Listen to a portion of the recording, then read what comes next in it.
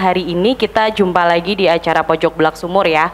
Kalau biasanya yang MC Adit, kali ini saya jadi additional player karena beliau sedang bertugas yang lebih penting begitu. Dan sebelumnya saya ingin menyapa dulu kepada yang terhormat Bapak Sekretaris Universitas. Terima kasih Bapak, dan juga Bapak Ibu Mas Mbak dari media, juga ibu-ibu narasumber. Ini kok aku maaf. Sebelum kita memulai kegiatan Pojok Belak Sumur pada siang hari ini, Nyun sewu, saya harus berdiri karena duduk sama berdiri nggak ada bedanya. Gitu. Seneng banget gitu. Assalamualaikum warahmatullahi wabarakatuh. Selamat siang menjelang sore Bapak Ibu. Terima kasih ibu-ibu narasumber yang mau berbagi dengan teman-teman Portagama gitu ya, terkait dengan topik kita sampah dan udara untuk hari ini. Dan pengalaman UGM sebenarnya sangat banyak. UGM kadang-kadang malah ahlinya UGM itu dicopot dan diakui dari tempat lain, padahal sebenarnya itu adalah pakar dari UGM untuk menangani baik itu sampah ataupun udara gitu. Terkait dengan sampah ini bermula dari tutupnya TPA Piungan kan gitu.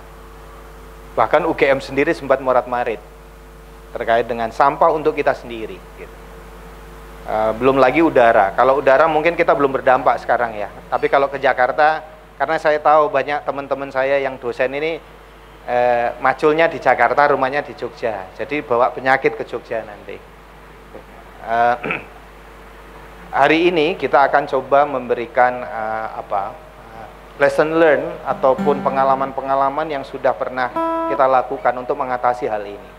Tetapi ini bukan sebuah tindakan yang hanya selesai dengan diskusi, tetapi harus ada gerak bersama. Contoh seperti sekarang gitu, kita bersama-sama di UGM ini ingin pengolahan sampahnya itu lebih fleksibel. Contoh, saya bukan mengatakan ini yang terbaik ya, di kedokteran gigi gitu.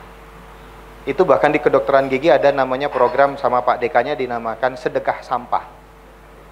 Jadi mahasiswa dan para karyawan di fakultas itu disuruh bawa sampahnya ke fakultas, sedekah sampah. Tapi itu sudah harus dipisahkan. Ada 3 pemisahannya, ada yang kertas, plastik gitu, yang satunya yang organik gitu. Nah yang dibawa itu yang plastik dan kertas. Nah ketika itu sampai di sana, ditimbang, dikasih ke penampungan, itu bisa dapat revenue. Karena ada, kalau bahasa ini, ada perusahaan sampah yang akan ngambil, dan itu bukan hanya ambil, tapi dia membeli sampah kita. Ini salah satu, tetapi itu kan hanya memindahkan saja. Di biologi itu ada sampah organik yang gimana caranya diurai lebih cepat. Sekarang lagi berjalan program. Nah proses-proses kayak seperti ini perlu kita share pada masyarakat ya, supaya kemudian masyarakat kita bisa mulai dari lingkungan yang terdekat. Kalau lingkungan terdekatnya itu sudah bisa mengolah sampah dengan baik, saya kira mau Piungan tutup selamanya pun itu tidak masalah. Dan sekali lagi saya terima kasih ibu-ibu gitu, ibu-ibu narasumber gitu atas waktunya gitu. Tapi ini santai aja di sini. Nanti mau bungkus boleh. Nanti kalau kundur saking bungkusan ini boleh.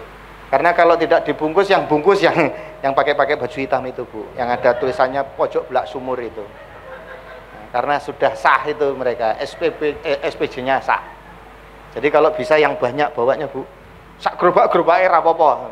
Ben besok ada pengadaan lagi gitu. Selamat berdiskusi, semoga apa yang kita diskusikan bisa bermanfaat bagi kita sendiri, bagi UGM dan bagi masyarakat kita. Matur nuwun. Wassalamualaikum warahmatullahi wabarakatuh. Terima kasih Bapak Andi Sandi sudah memberikan sambutan dan sedikit mengantarkan kita ke diskusi kita di siang hari ini. Dan kepada ibu-ibu narasumber kita, monggo saya aturi untuk kita bisa mulai diskusi di depan. Monggo Ibu.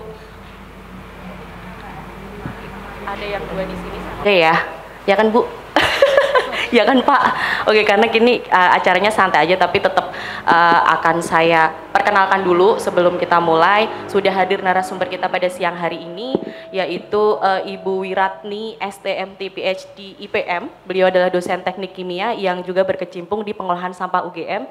Selamat datang Ibu, dan juga Ibu Ika Trisnawati MSc SPP DKP. Beliau dari Departemen Penyakit Dalam FKKMK bagian penyakit dalam Rumah Sakit Sarjito. Selamat datang Ibu Ika. Dan terakhir Dr. Emilia Nurjani SSI MSI.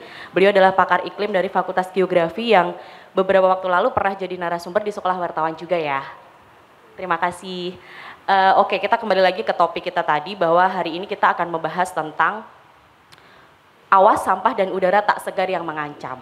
Mungkin akhir-akhir ini saya tadi udah sempat ngobrol sama Bu Emil, sama Bu Ika juga, saya termasuk orang yang lagi rajin-rajinnya ngecek pakai aplikasi EQ Air.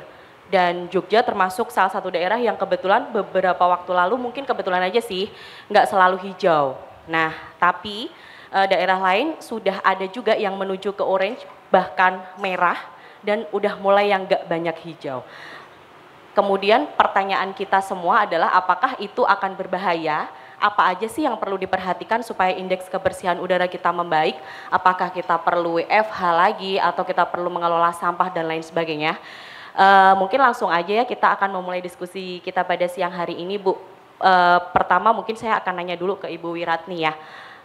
Tadi sudah disampaikan juga sama Pak SU ya tentang pengolahan sampah, dan kebetulan Ibu kan juga berkecimpung di pengolahan sampah ya Bu ya. Mungkin Ibu bisa cerita sedikit sama teman-teman tentang kerjasama UGM dengan Pemkat Sleman tentang pengolahan sampah itu, monggo Bu. Tadi saya harusnya apa? Astri. Sebetulnya kalau soal sampah itu UGM sudah lama menjadi terlibat di dalam advokasi gitu ya kepada pemerintah daerah, nggak cuma di Sleman tapi juga di banyak daerah yang lain. Nah kalau di Sleman itu yang saya tahu dari Fakultas Teknik ya Mbak, mungkin dari fakultas-fakultas yang lain juga banyak kerjasama terkait sampah. Kalau di Fakultas Teknik misalnya dulu pernah ada program dengan Pasar Buah Gamping. Itu khusus untuk limbah-limbah sampah buahnya itu tidak dibuang tapi dikelola menjadi biogas misalnya. Nah itu juga sudah sejak mungkin 10 tahun yang lalu gitu ya. Tapi ya tidak meluas ke yang lain gitu ya. Itu program itu berjalan di Pasar Buah Gamping tapi belum meluas ke yang lain. Kemudian yang di tahun ini kita juga bekerja sama dengan Kelurahan Sinduadi. Jadi mereka itu Pak Lurah Sinduadi itu punya mimpi untuk sampahnya di Kelurahan Sinduadi itu dikelola sendiri, tidak keluar dari kelurahan sama sekali. Nah kebetulan tim Fakultas Teknik ini kita mendapatkan bantuan dana dari Matching Fund Kedaireka. Jadi digabungkan dengan pendanaan yang ada di Sinduadi. Jadi sekarang kita membuat tempat pengolahan sampah terpadu di sana, di mana sampah yang masuk itu dikelola secara ramah lingkungan, secara biologi. Kemudian yang masih bisa dijual, yang masih bisa di-recycle dengan pengolahan-pengolahan sederhana juga dilakukan di sana. Ini kita baru diresmikan mungkin seminggu yang lalu oleh Pak Wakil Rektornya. Nah kemudian skala yang lebih kecil itu kami membuat juga di Fakultas Teknik. Jadi tadi disebutkan oleh Pak Andi bahwa ada di kedokteran gigi, ada juga di biologi. Nah sebenarnya kami di Fakultas Teknik itu juga punya unit pengolahan sampah yang itu juga akan kita manfaatkan sebagai media edukasi untuk terutama pemerintah kelurahan, pemerintah kecamatan bahwa sampah itu sebetulnya bisa dikelola sendiri dalam skala kecil dan menghasilkan uang juga gitu Mbak kira-kira. Wow keren banget, semoga itu bisa segera diaplikasikan di banyak daerah juga ya Bu ya. Oke, selanjutnya Mungkin saya mau nanya ke Bu Emil. Oke, Bu, kalau di Jogja itu kan belum lama ya, bahkan Jakarta saat ini masih isu udara kotor itu masih aja sampai sekarang gitu. Kira-kira tuh penyebab utamanya tuh apa sih, Bu? Dan apakah bencana ini tuh akan bisa berakhir gitu? Terima kasih Mbak Astri atas pertanyaannya. Kalau ditanya apakah ini baru-baru ini, itu sebetulnya juga tidak Mbak Astri. Jadi kalau kita bicara tentang kualitas udara itu ada dua. Sebetulnya kalau KLHK itu mengeluarkan namanya ISPU, Indeks Standar Pencemaran Udara. Kemudian ada yang memang skala internasional yang AKI itu ya. Nah, dan BMKG juga mengeluarkan.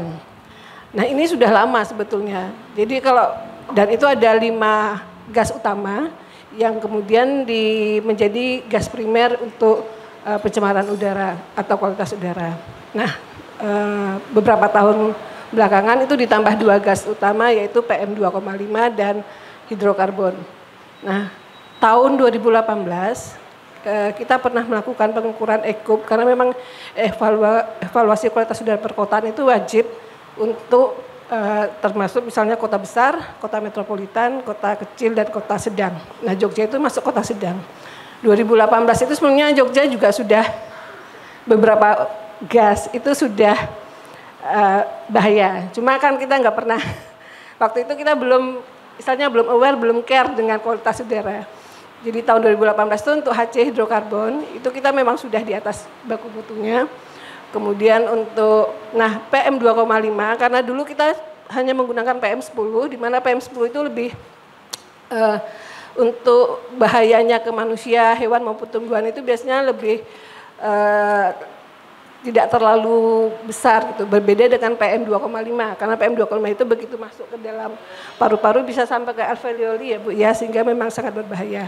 Makanya kemudian ditambahkan PM2,5 dan PM2,5 ini memang hampir sebagian besar kota-kota di Indonesia itu memang kalau dilihat warnanya itu udah mulai biru, bahkan untuk sebagian besar DKI sudah kuning. Nah, itu biasanya udah masuk kelasnya berbahaya. Tetapi kemarin untuk Kalimantan Barat itu stabil merah ya. Karena memang kita tahu ada banyak sumber untuk PM2,5 terutama untuk pembakaran ya, bahkan debu gitu ya, seperti itu. Nah, tetapi pada saat kemarin Kamis kita hujan, itu hampir semua di daerah Indonesia itu turun untuk kadar PM2,5. Hadiah kemerdekaan. Jadi sebetulnya memang kenapa mungkin ada peningkatan, pertama musim kemarau. Musim kemarau di mana hujan yang turun lebih sedikit sehingga gas-gas yang ada di udara itu lebih lama berada di udara kita, seperti itu. Kemudian kemarin juga kecepatan angin di atas perairan Indonesia itu ternyata tidak terlalu kencang sehingga ya tidak mendistribusikan gas-gas ini ke tempat-tempat yang lain, seperti itu. Jadi itu salah satunya juga seperti itu. Ya. Mungkin begitu Mbak Astri. Oh baik, oke. Kalau tadi kita udah bahas tentang pengelolaan sampah, terus kemudian udah ngobrolin tentang iklim ya, kaitannya sama udara. Itu kan berdekatan banget dengan kesehatan, karena kan kemudian pasti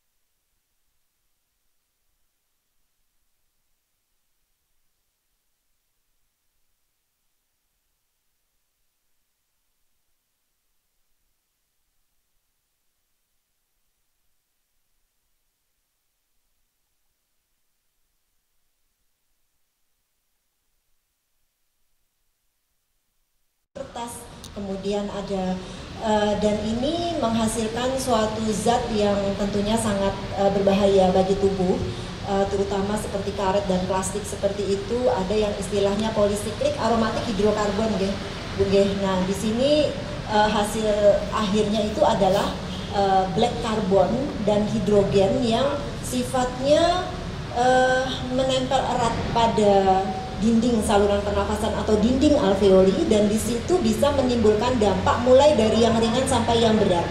Untuk jangka pendek mungkin bisa menyebabkan penyakit paru akut seperti kalau orang awam bilang bronkitis seperti itu ya. Tetapi jangka panjangnya kalau berlarut-larut terus-menerus, jadi ada volume, ada durasi. Jadi volumenya itu besar, durasinya panjang, akan menimbulkan dampak yang lebih berbahaya lagi seperti cancer. Ya, jadi karena zat-zat tersebut merupakan zat yang sifatnya karsinogenik, jadi bisa menimbulkan kanker, dan itu tidak hanya di paru tapi bisa di organ lain. Seperti itu. Oke, cukup serem ya. Karena kan mungkin saya mau balik nanya nih ke Ibu Wiratni. Kan kita semua sekarang lagi getol banget ya, terutama yang ada di Jogja itu bahas bahwa Pemprov kita kayak belum siap atau gimana ya dengan penutupan piungan gitu. Itu tuh cukup bikin masyarakat kita tuh hobi banget untuk membakar sampah. Nah, itu kira-kira tuh kalau sampah itu baiknya ada solusi apa sih Bu gitu supaya nggak dibakar gitu? Ini pertanyaan masyarakat dan saya nih. Ya, ini kalau saya tahu jawabannya mungkin nggak perlu ada pertemuan ini ya. Jadi ini jawaban itu ada gini Mbak, ada jawaban teoritisnya sama ada jawaban realistisnya. Yang sebenarnya kita semua juga udah tahu ya. Udah tahu. Gimana ngomongnya ya? Sekarang mungkin start dari pemerintah gitu. Mungkin kalau masyarakat awam melihatnya kok enak banget ya pemerintah tiba-tiba bilang pokoknya nggak boleh ke piungan, harus diolah sendiri-sendiri gitu. Terus emang pemerintah melakukan apa gitu? Karena orang awam tuh tidak semuanya mengikuti gitu ya. Sebenarnya usaha-usaha yang sudah dilakukan pemerintah tuh apa untuk ngurusin sampah? Sebenarnya tuh udah banyak sekali. Jadi misalnya mungkin Bapak Ibu familiar dengan di masyarakat itu ada yang namanya TPS 3R, tempat pengolahan sampah dengan recycle, reduce, reuse, recycle 3R. Itu tuh sudah bertahun-tahun sudah dikampanyekan oleh pemerintah, bahkan digelotori dana itu di banyak tempat di Sleman aja ada kalau nggak salah 23 fasilitas yang sudah disediakan oleh pemerintah. Jadi di sana masyarakat tuh bisa buang sampah di sana, nanti dipilah di sana. Ada pengolahan sederhananya, organiknya jadi kompos dan sebagainya. Kemudian yang plastiknya nanti kerjasama dengan rosok itu ya untuk dijual, untuk nanti di recycle kembali. Itu tuh ada 23 unit di Sleman. Nah, tapi pertanyaannya 23 unit ini beroperasi apa enggak? Nah, itu dari ini sedang dipelajari, ada mahasiswa S2 saya yang mempelajari dari 23 unit ini. Berapa persen yang beroperasi, yang tidak beroperasi kenapa gitu. Dan ini ternyata yang lebih banyak yang tidak beroperasi gitu, yang beroperasi dengan baik itu sedikit sekali. Kemudian upaya pemerintah yang lain ada juga bank sampah. Itu juga sudah dimodali oleh Dinas Lingkungan Hidup. Kalau masyarakat itu mau bikin kelompok bank sampah, nanti dibantu untuk biaya mengadakan pertemuan, biaya rapat, biaya operasionalnya itu ada bantuan dari pemerintah. Jadi sebenarnya usaha pemerintah itu sudah banyak tuh. Tapi kenyataannya kan tidak semua dari kita tahu kan atau memanfaatkan itu. Jadi misalnya dari sini aja nih berapa orang yang jadi nasabah bank sampah. Ya kan pasti nggak banyak juga. Nah, jadi kalau pandangan saya itu sebetulnya fasilitasnya sudah ada, teknologinya juga sebetulnya tidak yang rocket science susah banget gitu, yang enggak juga. Cuman memang untuk enforcement-nya itu yang belum ada gitu ya. Coba sekarang kita itu milah sampah atau tidak milah sampah apa bedanya? Kan enggak ada. Saya milah rapi di rumah, tetap aja saya harus bayar 40.000 per bulan sama dengan tetangga saya yang enggak milah sama sekali. Nah, itu jadi enggak ada sistem insentifnya enggak ada. Jadi kalau bagi saya itu masalahnya bukan di teknologi ngolahnya gitu ya, tapi budayanya kita itu yang sudah terlanjur tidak apa ya, tidak aware terhadap apa yang kita hasilkan, yang kita tuh. Yang penting kan buat kita sampah itu keluar dari rumah kita, nggak peduli itu nanti dia kemana gitu ya. Dan memang belum ada enforcement dalam arti hukuman gitu ya dari pemerintah untuk orang yang buang sampah sembarangan sama orang yang tertib buang sampah, itu memang belum ada bedanya. Nah, memang itu proses yang panjang gitu ya Mbak ya. Nah, kalau sudah dalam kondisi emergensi seperti ini memang harus ada solusi yang cepat gitu. Nah, ini yang beberapa sebetulnya untuk teknologi pemilahan sampah itu yang penting jangan buru-buru membakar gitu ya. Terutama karena sampah kita, sampahnya Indonesia itu lebih dari 70% itu sampah organik, sampah makanan. Dan itu kalau mau dibakar juga, misalnya kita bikin insinerator besar gitu ya, alat pembakar besar, itu energinya akan butuh gede banget. Jadi nanti pasti akan tekor banyak pemerintah karena kandungan airnya tinggi. Selain itu tadi yang disebutkan Dokter Ika ya, itu partikelnya nanti kemana-mana itu juga sulit dikendalikan. Jadi sebenarnya kalau mau cepat menangani yang sekarang itu adalah menggalakkan pengolahan sampah organik di klaster masyarakat gitu. Itu yang caranya gimana itu yang mungkin PR kita bersama gitu Mbak, karena perlu leadership yang sangat bagus gitu ya. Kalau cuma teknologinya itu murah, caranya gampang, tapi yang mungkin nggak mudah itu adalah leadershipnya itu gitu Mbak. Oke, jadi mungkin ini kita harus benar-benar belajar bareng juga ya Bu ya, bagaimana menumbuhkan kesadaran dari kita sampai akhirnya semua orang juga sadar bahwa membakar sampah itu bukan solusi untuk mengakhiri masalah kita. Nah, Bu Wiratni, Bu Emil dan Bu Ika, sebelum kita lanjut diskusi lagi, mungkin kita break dulu biar teman-teman bisa menikmati hidangan dan sambil kita mendengarkan Mas Reva bernyanyi.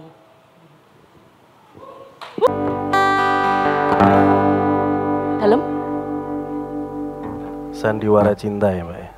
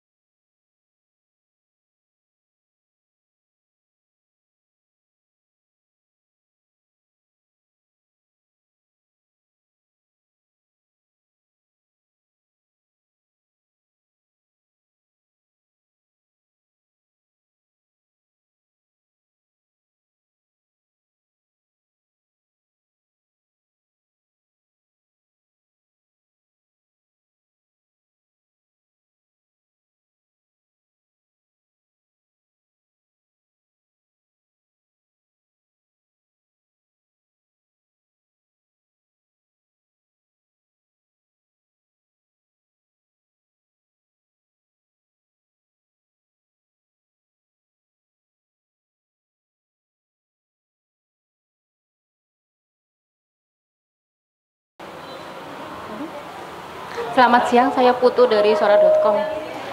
Feedback ini juga ada. Oh ya. Pinggir aja. Udah, ya. Sini aja. Ya, ke Bu Wiratni. Nah, masalah sampah yang paling banyak adalah sekarang di Kota Jogja, Bu. Kalau Sleman mungkin sudah ada TPS di Taman Martani. Bantul juga masih punya TPS lain. Sementara kalau kota kan nggak punya. Dan sekarang ini masalah sampah di kota itu juga kayaknya belum bisa diselesaikan karena ternyata banyak tumpukan-tumpukan sampah di pinggir-pinggir jalan dan sebagainya. Dan mungkin kalau dari UGM sendiri mungkin ada semacam nasihat saran atau bagaimana agar persoalan sampah di kota bisa terselesaikan, karena meskipun TPS Piyungan memberikan jatah satu hari itu 100 ton untuk sampah kota, tapi masih ada 100 ton yang tidak dapat ditampung di sana, Bu. Karena kan setiap hari kota itu menghasilkan 200 ton per hari untuk sampah. Nah, itu mungkin UGM sendiri punya saran apa mungkin biar bisa pengelolaan yang bagus. Yang kedua untuk Bu Ika, yang masalah udara, Bu Emil ya. Dengan pembakaran sampah ini mungkin ada data nggak, Bu? Kira-kira apa ya? Udara di Jogja semakin buruk, semakin berapa persen, kemudian kira-kira upaya yang harus dilakukan oleh pemangku kebijakan sendiri seperti apa? Kalau masalah sampah tidak terselesaikan kan mungkin ke depan juga akan semakin buruk, mungkin ya tidak sampai melebihi Jakarta, tapi paling enggak akan semakin tinggi untuk tingkat kadar kerusakan udara di Jogja. Nah, mungkin ada upaya seperti apa yang perlu dilakukan? Matur nuwun.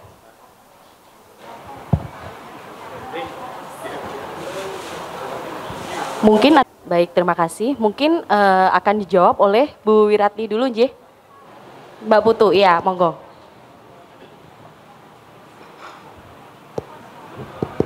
Oke, menjawab pertanyaan Mbak Putu, ya betul Mbak, kalau Jogja itu jauh lebih complicated dibanding Sleman, Bantul dan sebagainya, dan memang di Jogja itu tidak ada TPS 3R. Kalau di Sleman, Bantul karena areanya masih cukup luas, jadi memang memungkinkan untuk punya pengolahan-pengolahan mandiri. Nah, mungkin saya cerita aja pengalaman UGM mendampingi masyarakat di Cokro Dingingratan, Mbak. Jadi Cokro Dingingratan itu adalah kelurahan di tepi Sungai Code yang daerahnya nggak cuma sempit tapi juga miring karena di bantaran sungai. Nah, waktu itu kami punya program untuk pengolahan sampah mandiri dengan mahasiswa KKN. Jadi yang pertama dilakukan adalah mahasiswa KKN itu terjun dulu ke lapangan untuk mempelajari sebetulnya sampahnya dari masyarakat Cokro Dingingratan itu seperti apa. Dan kesimpulan mereka adalah 80-90% itu ternyata sampah organik. Yang sampah anorganik itu biasanya dalam bentuk botol-botol minuman, kemasan minuman dan sebagainya, yang itu tuh laku dijual. Nah, jadi di Cokro Dingingratan waktu itu didorong untuk pengembangan bank sampah itu untuk yang ngambil yang bahan-bahan yang bisa dijual. Kemudian yang organiknya itu diolah di masing-masing rumah dengan menggunakan teknologinya UGM juga dari Fakultas Pertanian, itu menggunakan ember tumpuk.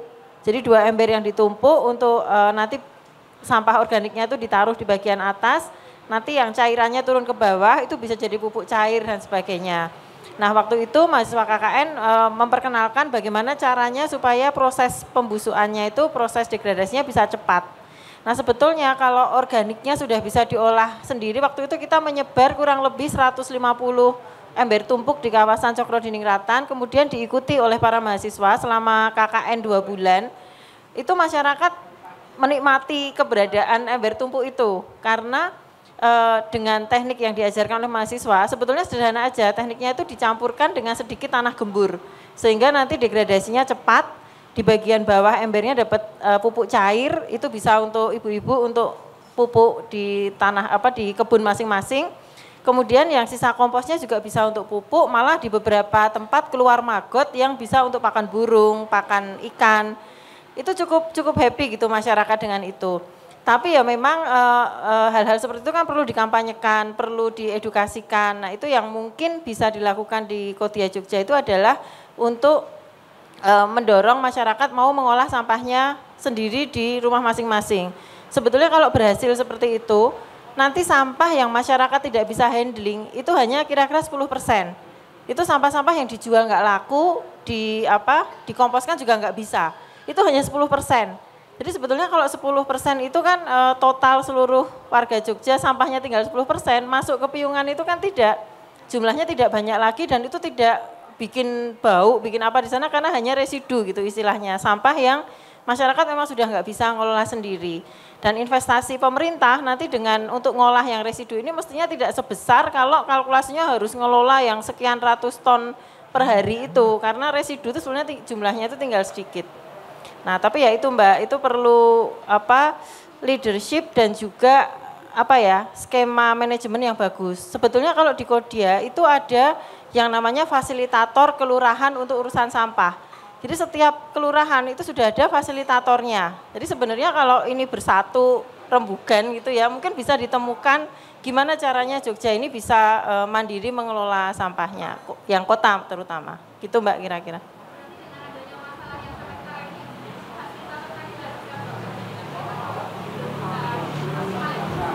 Mungkin kalau yang saya lihat yang di Cokro Diniratan itu program kami bisa jalan bagus karena fasilitatornya itu memang ini ya Mbak ya dia motivasinya itu memang besar sekali, dia mendampingi mahasiswa KKN dan sebagainya, namanya Pak Tri itu di Kelurahan Cokro Diniratan.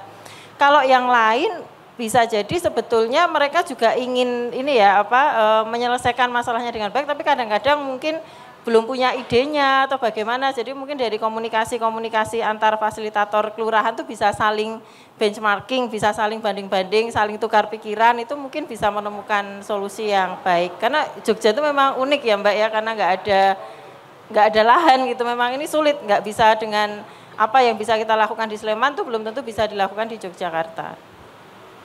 Oke, Mbak Putu bagaimana? Mungkin masih ada pertanyaan? Oke, cukup ya. Terima kasih Mbak Putu atas pertanyaannya. Jadi sebetulnya kalau kita bicara kualitas udara itu kaitannya dengan sampah itu ya tidak langsung sebetulnya. Jadi kalau kita bicara kualitas udara itu semua proses pembakaran sebetulnya itu akan mempengaruhi kualitas udara di suatu wilayah. Pembakaran itu kan tidak hanya pembakaran sampah, sebetulnya kendaraan bermotor itu juga ada proses pembakaran. Kemudian kalau kita masak itu juga ada proses pembakaran dan itu akan mempengaruhi kualitas udara yang ada di suatu wilayah. Nah, kalau kita kaitkan dengan sampah, jadi kalau misalnya di suatu tempat ada TPS, maka proses dekomposisi sampah itu salah satu yang paling penting itu adalah metannya. Nah, metan itu seperti kita ketahui adalah salah satu gas rumah kaca yang akan mempengaruhi sebelumnya ke iklim, ke perubahan iklim. Ya, jadi kalau misalnya metan selain dari sampah itu metan juga dihasilkan sebelumnya dari pertanian sebetulnya. Nah, kenapa kemudian kita akhir-akhir ini menjadikan bahwa ada kaitan dengan sampah? Pertama memang dengan ditutupnya TPS Piungan gitu kan, sehingga banyak masyarakat itu yang melakukan pembakaran sampahnya karena memang itu cara yang paling mudah, paling murah gitu. Nah, akibatnya hasil pembakaran tadi menghasilkan debu, kemudian aerosol yang itu meningkatkan partikulat meternya seperti itu. Ya, jadi sebetulnya kalau secara fisis ya langsung hilang sampahnya, cuma yaitu dampak berikutnya itu ya kemudian meningkatkan partikulat meter yang ada di udara seperti itu. Nah, kalau kita bicara kualitas udara secara keseluruhan, sebelum pandemi itu sebetulnya posisi kita itu ya sama seperti sekarang. Cuma setelah ada pandemi, di mana pada saat kita pandemi orang work for home, kemudian transportasi yang di jalanan itu juga berkurang, industri berkurang, kualitas udara kita itu menjadi lebih bagus. Nah, alhamdulillah kalau di Jogja sendiri Bapak Ibu masih bisa lihat langit biru. Kita bisa lihat langit itu betul-betul biru. Kalau di Jakarta kan udah nggak bisa, ya. Bahkan memang tercatat sebelum pandemi dalam 1 tahun kualitas udara bagus di Jakarta itu kurang dari 50%. Kalau kita hitung 1 tahun 365 hari itu kadang-kadang hanya 50% yang kita bisa lihat langit seperti di Jogja. Jadi kalau sebetulnya alhamdulillah di Jogja itu kita masih bisa lihat langit biru ataupun warna putih ya, tergantung habluran sinar mataharinya yang mana seperti itu. Nah, cuma memang kalau saya kemarin lihatnya tidak hanya dari sampah, cuma juga kemudian awal-awal itu suhu juga mulai meningkat. Ya, siang hari Jogja panas sekali, tapi kalau malam dingin sekali gitu kan. Nah, itu juga akan mempengaruhi gas-gas yang ada di troposfer bawah istilahnya ya, seperti itu. Itu juga akan meningkatkan kualitas pencemaran udara. Kemudian ada lagi faktor angin ya. Nah, sekarang musim kemarau kan monsunnya dari Australia, dari selatan ke utara ya. Nah, selama kecepatan angin itu tinggi, maka gas-gas yang ada di atas kita itu akan terdistribusi ke daerah yang lain. Artinya mungkin tidak hanya Jogja satu-satunya, mungkin juga akan terdistribusi ke utara Jogja. Nah, kalau ini masih di wilayah kita sendiri itu tidak masalah. Tapi itu akan menjadi masalah kalau kemudian terbawa sampai ke Malaysia, ke Singapura, maka kita bisa kena komplain. Jadi makanya di Kalimantan itu mereka betul-betul kalau ada pembakaran lahan ataupun hutan itu langsung kebijakannya tembak di tempat, karena Kalimantan Barat itu kan bertetangga dengan Malaysia, sehingga takutnya kalau komplainnya diberikan oleh negara tetangga kan akan menurunkan kredibilitas Indonesia seperti itu. Nah, jadi sebetulnya kalau menurut saya ya sampah ini sebetulnya bukan satu-satunya yang menyebabkan naiknya kualitas udara, pencemaran udara di Jogja. Ada banyak yang lainnya. Ya, salah satunya memang kebakaran hutan atau lahan, terutama di Kalimantan itu masih berlangsung, itu juga akan. Nah, di Jakarta itu lebih banyak karena transportasi dan industri. Di Jogja umumnya itu transportasi, ya, karena memang Jogja itu kan nggak punya industri, nggak. Apalagi kalau saya lihat kemarin PPSMB, hampir semua perguruan tinggi di Jogja kan penerimaan mahasiswa baru naiknya juga banyak ya. Dulu kita masih daring, sekarang menjadi luring, semuanya itu juga akhirnya transportasi juga ikut meningkat. Itu juga salah satu yang meningkatkan PM 2,5 ya, seperti itu. Karena sebelumnya ada unsur-unsur lain atau gas-gas lain itu ya sebenarnya masih bagus. Orang kan melihatnya nggak mau lihat semua. Kalau kita bicara ISPU itu ada 7 unsur sebetulnya, 7 gas. Tapi kemudian yang dilihat yang paling kritis yang mana? Nah itu. Padahal ada gas-gas lain ya sebetulnya masih bagus. Artinya pengelola lingkungan udara di Jogja itu ya sudah cukup bagus. Tapi untuk gas-gas tertentu ternyata memang kita punya catatan yang buruk seperti itu. Jadi kalau kita mau menyelesaikannya ya kita tahu sumbernya mana, itu yang kita kelola seperti itu. Mungkin gitu. Oke. PM 2,5 sekarang. Oke, Bu, kalau tadi Bu Emil kan menyampaikan ya, ini sebelum next questionnya saya punya pertanyaan juga. Itu kemarin kan ramai juga pada ngomongin tentang electronic vehicle gitu. Nah, kalau misalnya salah satu penyebabnya itu adalah polusi, apakah kita beralih ke kendaraan listrik itu sebuah solusi? Kalau kita melihat sebuah solusi dari perubahan, kalau lingkungan itu tidak selalu bahwa dulu menggunakan bahan bakar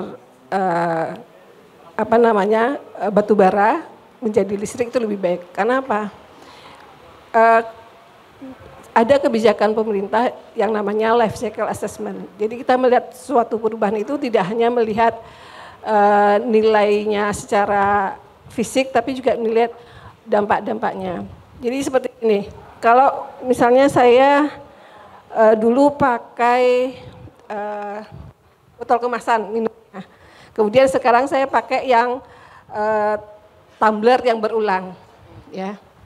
Apakah kemudian lebih baik? Itu belum tentu seperti itu. Benar, jadi benar. kita lihat dari satu botol kemasan itu dampaknya terhadap perubahan iklim seperti apa, dampaknya terhadap ekosistem apa, toksik yang dikeluarkan seperti apa. Nah, dengan barang ini tadi misalnya tumbler itu juga seperti apa.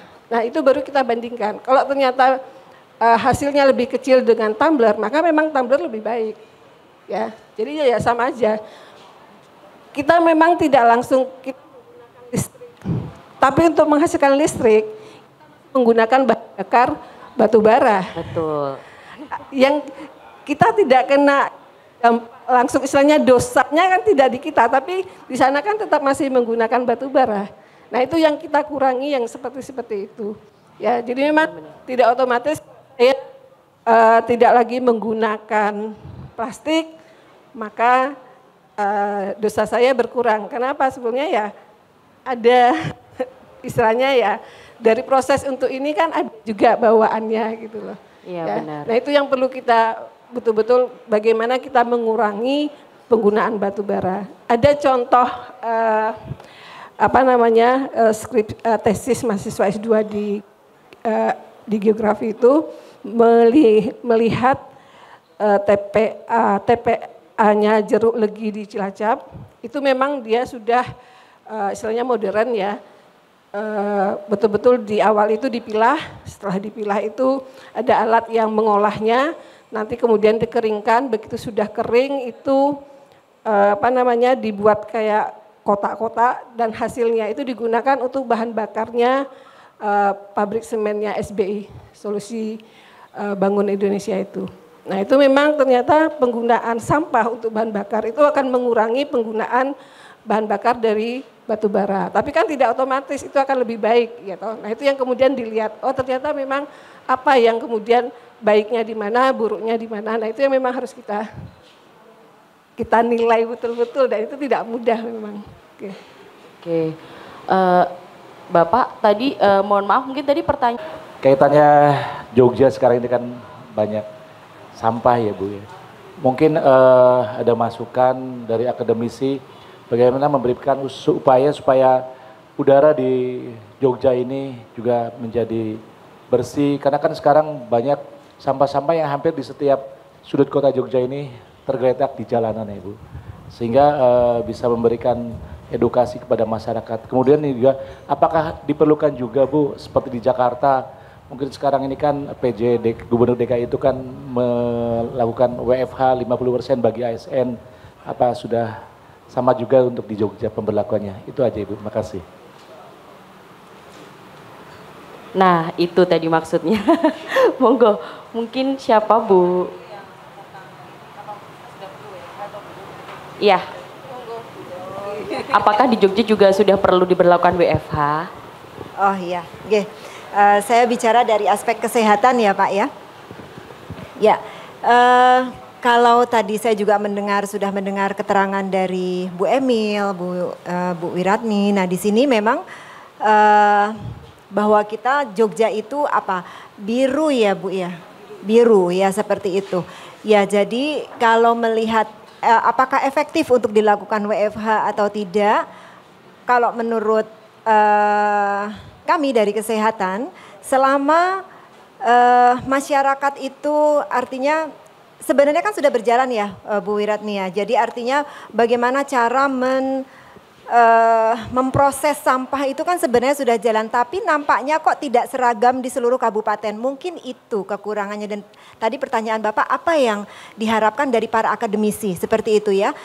Menurut kami malah justru dari para akademisi ini bersatu Bu. Jadi artinya kita bersama-sama kami dari kesehatan melakukan edukasi terkait dengan, karena kalau nggak ditakut-takutin tanda kutip itu kan masyarakat nggak takut gitu ya, jadi tidak tahu dampaknya. Nah itu juga mungkin kita bisa berkolaborasi bekerja sama dari bagian teknik, terus kemudian dari kesehatan kita melakukan edukasi terkait dengan pengelolaan sampah dan dampaknya terhadap kesehatan dan juga terkait dengan kualitas udara seperti itu ya Bu Emilia. Dan terkait kepentingan WFH atau tidak, kalau dilihat dari esensinya nampaknya kok kalau Jogja belum ya Pak. Jadi masih dan kita juga baru lepas dari pandemi seperti itu. Anak-anak sekolah kasihan ya, dampak dari pandemi ini nyata sekali di bidang pendidikan terutama ya Bu. Jadi ini dari segi kualitas bekerja, kualitas pendidikan itu nampaknya memang bagaimanapun juga offline lebih baik daripada online. Tetapi apabila memang statusnya sudah seperti di Jakarta, jadi sudah orange atau kuning seperti itu ya Bu Emil ya, mungkin kita baru pertimbangkan untuk WFH. Mungkin itu dari saya, bisa ditambahkan. Ya, oke. Saya setuju sih Bu sebenarnya. Setuju belum diberlakukan WFH karena WFH itu sebenarnya tidak sesimpel itu. Nanti pasti permasalahan-permasalahan lain juga akan muncul ya. Oke, mungkin selanjutnya dari Bu Wiratni atau Bu Emil, monggo. Oke, saya menambahkan dulu dari Dokter Ika tadi, setuju sekali dokter, kita harus kolaborasi. Ini jelas geografi ya kan, kayak TNI toh Bu, darat laut udara ya, itu jelas apa menguasai sekali ini ya, apa konteks iklim dan sebagainya, kemudian dari kesehatan, dari engineering, dan sebetulnya yang penting sekali itu juga dari sosiologi kalau menurut saya. Karena ya itu tadi pengalaman kami di lapangan, sampah itu mau teknologinya apapun, mau tekniknya bagaimanapun, tetap buntut-buntutnya itu orangnya itu loh. Nah ini mungkin teman-teman sosiologi ya yang pinter. Kemudian juga ini satu lagi itu pengelolaan sampah ini ya seperti juga semua kegiatan yang lain, ini akan bisa jalan kalau memang roda ekonominya tuh muter gitu ya, ada profitnya jelas, reward and punishment-nya itu jelas. Yang reward-nya itu adalah paling gampang dihitung kan dapat untung apa gitu dari kita mengelola sampah dengan baik. Nah itu juga teman-teman FEB itu juga perlu. Jadi kalau ditanya apa kontribusi UGM pada saat ini saya yakin banyak pakar-pakar UGM sudah langsung turun ke masyarakat ya untuk memberikan pendampingan, advokasi sesuai bidangnya masing-masing. Nah ini yang seperti Dokter Ika bilang, ini kayaknya perlu dipersatukan ini para pakar-pakar UGM yang sekarang banyak di lapangan ya, untuk nanti kita bisa membuat formulasi yang pas terutama untuk DIY. Karena sampah ini masalahnya itu sangat personal gitu Mbak, artinya mungkin teknologi yang bagus di Cilacap itu nggak bisa di Jogja karena karakteristik orangnya beda, karakteristik lingkungan ekosistemnya beda dan sebagainya gitu. Ya mudah-mudahan itu cukup menjawab Pak, tapi yang jelas UGM tidak akan meninggalkan masyarakat kebingungan sendirian dengan sampah. Kita juga start di UGM sendiri, mulai menata, mulai dari fakultas dan sekarang juga di pusat untuk berusaha menjadi contoh gitu, pengelolaan sampah yang bijak itu seperti apa. Ya, matur nuwun Mbak. Amin, semoga mungkin mau menambahkan. Jadi kalau saya sebenarnya setuju dengan yang disampaikan oleh Dr. Ika dan Bu Wiratni. Sebetulnya ya habit kita yang memang perlu dibiasakan. Makanya sebetulnya kalau kita ngelola sampah itu dari kecil itu penting Pak. Jadi kalau anak itu buang sampah sembarangan itu ya memang jangan terus diomongkan masih anak-anak, jangan seperti itu. Karena memang kita membentuknya memang dari kecil. Jujur aja, saya kadang-kadang kalau buang sampah itu juga kadang-kadang masih jadikan satu aja, padahal juga saya tahu gitu. Karena apa? Udah kebiasaan gitu loh Pak. Jadi sebelumnya memang cara paling mudah mengelola sampah itu ya memilah sampah itu, cuma memang tidak mudah gitu. Sama, kalau saya kemudian tidak apa sih yang paling mudah untuk mengatasi kualitas pencemaran udara? Kalau saya bilangnya ya dari hujan. Berdoa hujan bersih Pak, benar-benar bersih, benar. Ya tak? Bisa, hujan buatan itu bisa, cuma mahal Bu. Mahal, hujan buatan mungkin turun setengah jam, 5 menit, tapi biayanya bisa miliaran gitu kan. Karena untuk itu ada banyak, okay. Makanya berdoa dapat hujan. Tapi kalau saya sendiri sebetulnya jujur masih orang yang optimis selama kita masih negara kepulauan ya Pak ya. Negara kepulauan itu punya lautan yang punya evaporasinya tinggi. Nah, suatu saat mesti akan terbentuk awan. Kalau awannya ada, hujan akan turun, itu aja. Saya seperti itu. Satu lagi angin. Angin itu juga akan mendistribusikan gas-gas itu ke tempat yang lain. Dan mudah-mudahan didistribusikannya ke atas lautan gitu ya. Sehingga jatuhnya di laut. Karena sebenarnya waktunya itu bisa kalau kering itu jatuhnya sekitar 1 sampai 2 hari, tapi kalau dia basah itu bisa sampai 4-5 hari, baru 4-5 hari kalau dibawa angin kan bisa jauh Pak, tidak jatuhnya di atas Jogja seperti itu. Begitu, jadi mulai hari ini kepada semua yang hadir di sini jangan lupa kalau berdoa minta hujan gitu ya. Mungkin ada pertanyaan lagi dari teman-teman media atau boleh dari yang lainnya, silahkan Bapak. Kait air purifier ya Mas ya. Jadi penggunaan air purifier itu kan ada kapasitasnya dan digunakan di ruang tertutup. Jadi artinya sebenarnya tanda kutip kalau polusinya itu adalah pembakaran dan itu adalah di area terbuka, apakah area tertutup itu perlu? Itu yang pertanyaan pertama ya. Terus pertanyaan kedua, apakah memungkinkan air purifier itu akan kita pasang di tempat area terbuka seperti ini manakala deteksi untuk tingkat polusinya tinggi. Jadi itu akan sia-sia. Seperti itu. Jadi air purifier tidak akan bekerja di tempat terbuka dan bisa bekerja di tempat tertutup tetapi ada kriterianya. Jadi ada beberapa maaf saya sendiri tidak hafal ya, tetapi ada kapasitas berapa skalanya untuk ruang berapa meter, seperti berapa meter persegi. Ada hitungannya tersendiri. Nah, sekarang terkait dengan air purifier di dalam ruang tertutup. Kalau di dalam ruang tertutup, memang air purifier itu bisa membersihkan udara sampai dengan tingkat partikel yang partikulat. Jadi sampai dengan tadi 3 sampai 5 mikron. Jadi bisa mengeliminir virus atau partikel dust. Jadi yang bentuknya itu debu, tetapi tidak bisa membersihkan yang sifatnya itu adalah gas. Ya, jadi misalnya hasil pembakaran itu metan ya, Bu ya. Misalnya kalau metan itu kan dia bentuknya gas. Nah, itu tidak akan bisa dieliminir oleh air purifier seperti itu. Jadi otomatis dia akan mudah terhirup, termasuk juga karbon monoksida. Nah, karbon monoksida ini sendiri juga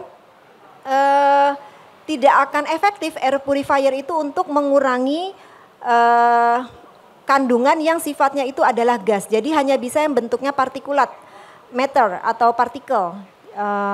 Seperti tadi yang ukuran virus atau bakterial tadi. Jadi sebenarnya yang paling penting adalah bukan air purifiernya, tetapi adalah ya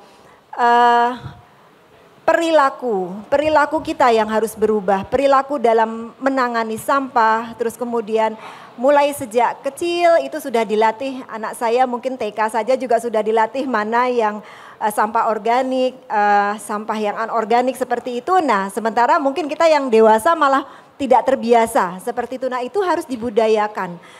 Manakala ini dari perilaku bisa ada, sebenarnya ini pembelajaran yang baik ya Bu ya, dengan posisi sampah menumpuk di Jogja dan akhirnya baru sekali ini nih selama saya tinggal di Jogja, sampah akhirnya menjadi problem. Nah, pada saat itulah kita belajar dari COVID. COVID juga memberikan pelajaran yang baik untuk kita semua. Demikian juga sampah. Jadi kita harus belajar dari sesuatu yang muncul. Jadi kita ambil dampak positifnya. Jadi, artinya bahwa kita harus tahu, setiap orang itu harus tahu bagaimana cara pengelolaan sampah. Itu tadi ya kalau terkait dengan air purifier, jadi kesimpulannya adalah sebenarnya tidak terlalu efektif untuk polutan. Seperti itu ya, dan di dalam ruang tertutup juga harus tepat. Jadi kalau ruang aula besar terbuka itu perlu dipasang berapa air purifier, padahal air purifier aja satu yang standar saja paling hanya sekitar 3 kali 4 meter. Nah, itu bisa dibayangkan kalau aula mau berapa pasang air purifier seperti itu. Jadi ya perilaku sih yang utama. Mungkin itu bisa ditambahkan, mungkin Bu Ratni. Nambah ya. Langsung menambahkan. Jadi Mas Adit menyebutkan hal yang menarik gitu ya. Gimana kalau di masyarakat itu belum bisa melakukan pengolahan sampah. Nah, itu pertanyaannya itu belum bisa atau belum mau gitu Mas. Karena sebenarnya enggak yang sesusah itu gitu. Tapi menyambung dulu soal pembakaran, tadi saya ingin menggarisbawahi kalau hasil pembakaran itu bukan hanya partikel gitu ya, tapi itu ada gas-gas beracun juga selain yang disebut Bu Dokter tadi, karbon monoksida, karbon dioksida. Karbon dioksida itu juga gas rumah kaca ya, makin lama menumpuk di atmosfer itu bikin kita semakin sumuk gitu di sini. Terus juga ada gas-gas yang beracun, misalnya dioksin, itu dari pembakaran plastik itu ya, kalau suhunya tidak cukup tinggi, kalau kita bakar di rumah itu paling suhunya kan berapa 200, suhu api itu 200-300 untuk kayak kalau kita masak ya. Nah, dioksin itu baru bisa nggak ada di dalam hasil pembakaran kalau suhu pembakarannya itu di atas 700 derajat Celcius.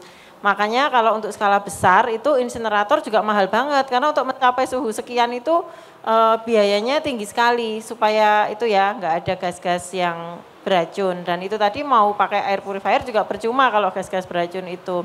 Nah, bayangkan kalau kita membakar itu di rumah ya ada plastiknya dan sebagainya, ya itu kan terhirup oleh keluarga kita sendiri ya itu kan sebaiknya jangan dilakukan gitu. Walaupun sampah kita hilang tapi nanti cost-nya di masa depan itu kesehatan keluarga kita kan kita nggak mau seperti itu. Nah mungkin dalam kesempatan ini saya ingin menyampaikan sebetulnya itu nggak susah untuk mengolah sampah karena saya sampaikan tadi lebih dari separuh sampah kita itu sebetulnya sampah organik yang itu gampang sekali untuk dibusukkan sendiri dan jadi pupuk gitu di rumah. Memang kalau cuma didiemin saja itu lama. Nah, salah satu cara untuk mempercepat karena untuk pembusukan itu kita perlu mikroorganisme yang benar gitu ya. Itu kita bisa ambil dari tanah yang gembur, campurkan sedikit dengan sampahnya itu bisa jadi lebih cepat. Kemudian bakteri itu memelihara bakteri untuk membusukkan sampah itu sama seperti kalau Bapak Ibu memelihara tanaman gitu. Tanaman itu kan kadang-kadang perlu dipupuk pakai NPK gitu. Nah, bakteri itu suka NPK juga gitu. Jadi kalau Bapak Ibu nyoba nanti ya bisa eksperimen sendiri di rumah. Sampah-sampah organik kita coba dipisahkan, ditaruh di wadah yang tertutup gitu ya, ditaruh coba campuri tanah sedikit, terus mungkin seminggu sekali disemprot dengan NPK gitu. Itu nggak perlu waktu lama untuk sampah itu akan membusuk. Saya di rumah tuh punya komposter yang mungkin cuman berapa 50 liter kan kecil ya. Itu nggak pernah penuh. Jadi padahal saya masak dan sebagainya di rumah ya itu komposter itu nggak pernah penuh. Sudah 2 tahun saya pakai gitu. Nah memang mengubah kebiasaan itu sulit ya. Tapi tadi Bu Dokter menyampaikan analogi yang menarik.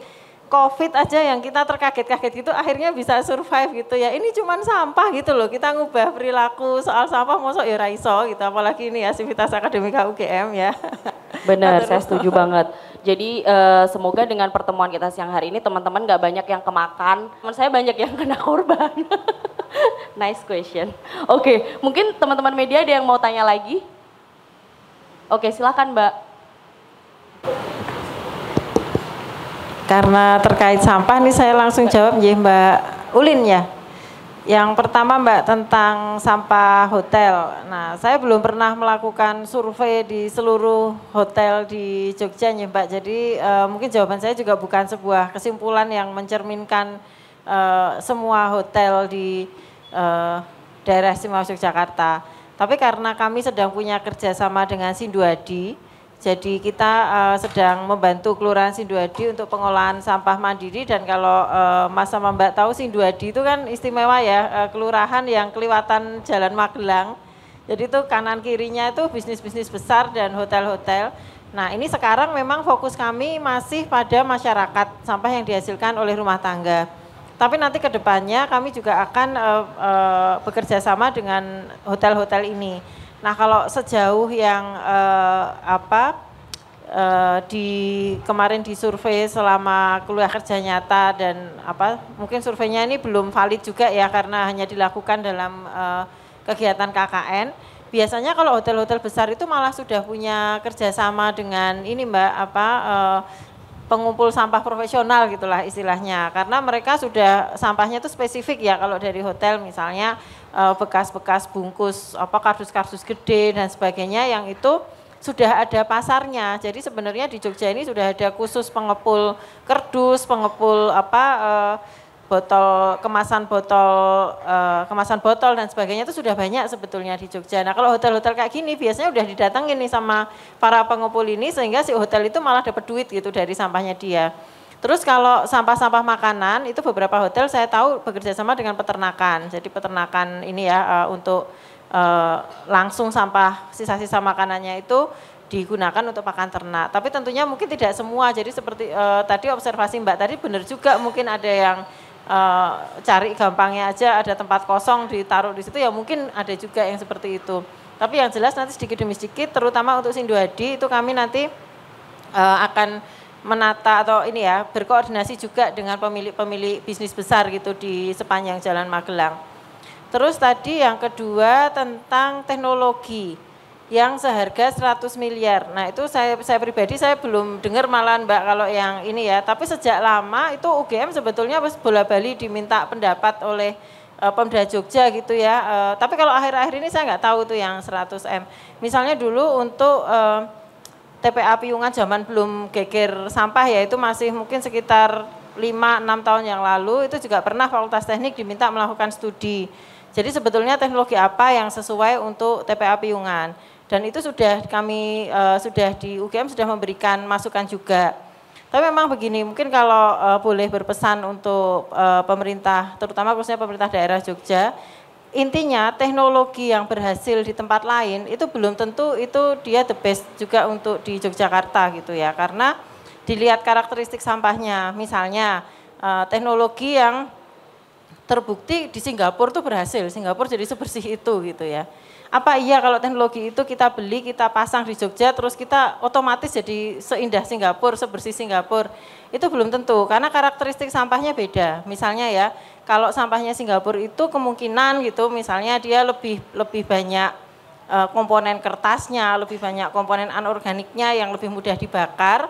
Nah mungkin buat mereka teknologi pembakaran itu yang lebih tepat gitu, karena organiknya dikit. Tapi kalau kita itu di Jogja kan lebih dari 70%, lebih dari 80%, mungkin malahan sampah kita itu sampah organik.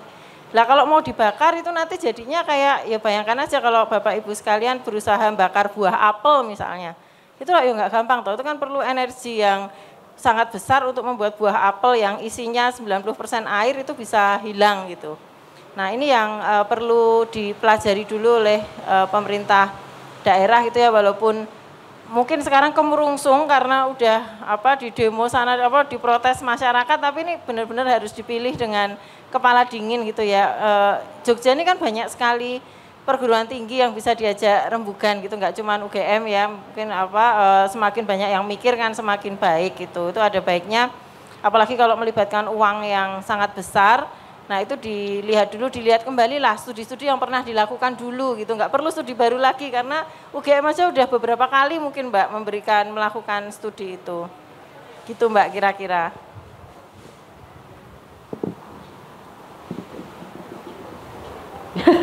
Oke baik, terima kasih Ibu penjelasannya. Karena ini seru sekali ya topik obrolan kita pada siang hari ini, sampai nggak kerasa kita sudah 1 jam ngobrolin tentang udara dan tentang sampah.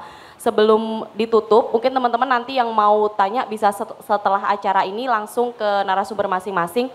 Saya minta Bu Emil dan Bu Ika closing statement untuk menutup diskusi kita pada siang hari ini, monggo. Boleh dari Bu Emil dulu. Terima kasih. Pencemaran udara itu selalu menjadi hal yang penting. Tetapi perlu juga kita ketahui bahwa pencemaran udara itu tidak hanya terjadi di luar. Kita tahu bahwa hampir 80% waktu kita itu sebenarnya di dalam ruang. Apakah kita yakin indoor kita itu juga sudah bersih? Ya. Karena sebetulnya jika udara di luar kotor, misalnya kuning aja lah misalnya kan, kita punya cara untuk menggunakan masker ataupun tidak berkegiatan. Tetapi kalau kemudian di ruang yang memang kita gunakan sehari-hari, di ruang kerja, di kamar, itu juga menjadi perhatian kita. Jadi selain kita memperhatikan indoor, maka memperhatikan outdoor, maka indoor itu juga perlu kita kita perhatikan juga. Mungkin dari saya seperti itu. Ya, karena hot topiknya ini adalah sampah dan rata-rata setiap masyarakat itu memilih solusi untuk membakar. Saya hanya mengingatkan dari segi kesehatan bahwa hasil pembakaran sampah itu adalah sangat toksik. Jadi sangat beracun tidak hanya di pernafasan tapi juga di organ lain. Terutama untuk ibu hamil, untuk bayi, bisa menjadi gangguan pertumbuhan janin, jadi lahir bisa cacat, atau juga pada bayi yang sedang tumbuh kembang itu bisa menyebabkan kemunduran pada gangguan pada perkembangan otak, dan tentu saja akan mempengaruhi generasi masa depan, gangguan berpikir, kognitif, bahkan juga termasuk perilaku emosional. Jadi seperti mungkin Bapak Ibu semua tahu autis ya, ADHF, ADHD maaf.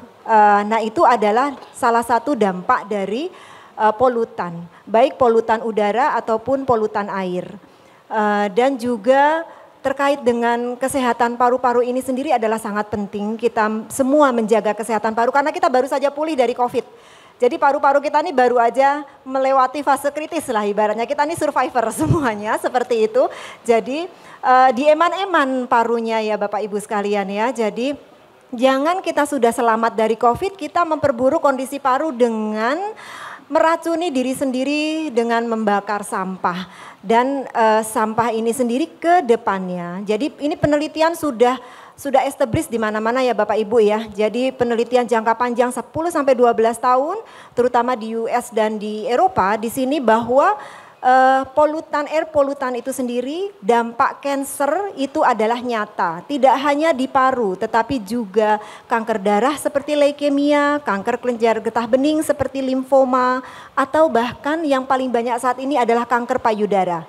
Ya, jadi kanker payudara pada wanita itu tidak hanya semata-mata hormonal, tetapi juga faktor lingkungan ternyata memberikan dampak yang signifikan. Jadi ya sekali lagi mungkin kami menghimbau supaya bijak dalam pengelolaan sampah, sayangi diri sendiri dan keluarga dan lingkungan sekitar. Mungkin luar biasa. Tepuk tangan dulu teman-teman untuk ketiga narasumber kita. Mbak, besar boleh harapan nambah, saya. boleh nambah satu pesan enggak? Boleh. Tadi ada yang kelupaan saya. Jadi kita tuh selalu terobsesi dengan pengolahan sampah ya Mbak ya. Nah sebenarnya yang langsung bisa kita lakukan individual itu adalah mengurangi sampah kita. Nah mungkin kita mulai menumbuhkan perasaan bahwa membuang sampah itu adalah dosa gitu loh Mbak. Kayak nyontek gitu loh. Kalau nyontek itu kan itu salah, itu dosa. Kalau kita tuh kan nggak pernah merasa membuang sampah itu salah gitu loh. Nah ini yang saya kembalikan pada individu masing-masing gitu ya untuk supaya kita nggak mumet dengan solusinya ya kalau bisa kan jangan nyampah. Dan sebetulnya itu bisa dilakukan karena sudah saya evaluasi sendiri gitu ya dalam sehari itu sampah saya apa aja dan sebetulnya tuh ada hal-hal yang itu nggak perlu jadi sampah. Nah coba nanti Bapak Ibu evaluasi masing-masing gitu ya sampai ketemu angkanya setiap hari Bapak Ibu tuh per kilonya per harinya itu berapa kilo sampah terus dalam seminggu nanti bisa berkurang berapa. Nah itu sudah jasa lingkungan yang sangat bagus. Matur nuwun Mbak. Terima kasih. Ini setuju banget sih sebenarnya itu yang sering kita lupa ya. Kita terlalu fokus untuk bagaimana caranya mengelola sampah. Tapi kita sendiri sampai lupa untuk bagaimana ngurangin biar nggak jadi sampah. Dan tadi kata Bu Emily juga benar sih tentang tumbler dan segala macam. Kadang kita ngerasa bahwa pakai tumbler itu udah ngurangi solusi pakai air minum kemasan. Tapi tanpa sadar kita numpuk tumbler juga di rumah. Oke. Terima kasih sekali untuk ibu-ibu semuanya yang sudah meluangkan waktunya berdiskusi pada siang hari ini. Terima kasih juga untuk semua teman-teman media dan teman-teman humas protokol semuanya yang sudah bantu acara pada hari ini. Sebelum kita tutup seperti biasa akan ada penyerahan cenderamata dari Bu Dina, Koordinator Humas. Dilanjutkan dengan foto bersama.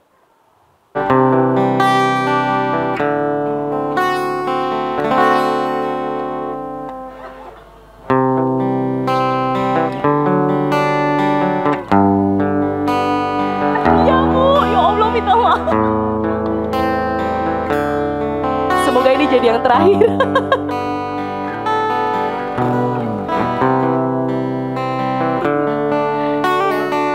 Ya boleh foto dulu.